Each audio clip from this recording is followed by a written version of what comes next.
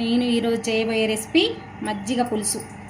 కావలసిన పదార్థాలు: సోరకాయ, క్యారెట్, బెండకాయలు, పచ్చిమిర్చి, టమాటో, కొత్తిమీర, కరివేపాకు, పెరుగు,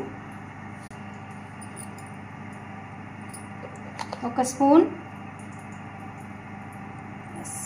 ఉప్పు, 1 స్పూన్ పసుపు. పెరుగును మంచిగా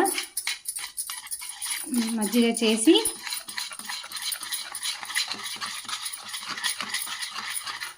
దాకా దీన్ని మజ్జిగను చిలుక్కోవాలి.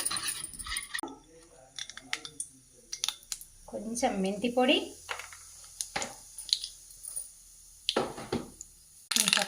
వేసి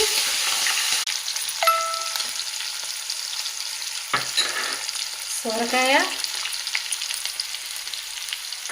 బెండకాయలు అన్నీ వేసి కొంచెం ఫ్రై చేయాలి.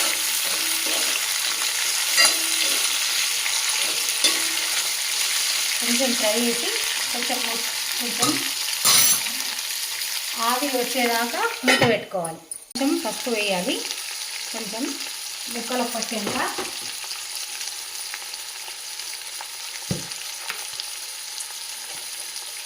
కొంచెం సాల్ట్ వేయాలి. తర్వాత టమాటాలు వేయాలి.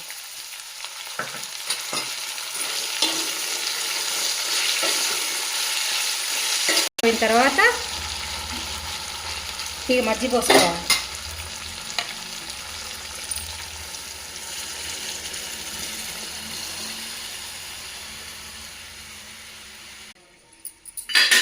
కరివేపాకు వేసి 1 నిమిషం మూత పెట్టుకోవాలి. గుమగుమలాడే మజ్జిగ పులుసు రెడీ. రెసిపీ మీకు నచ్చినట్టయితే సబ్స్క్రైబ్ చేయండి, లైక్ చేయండి, షేర్ చేయండి.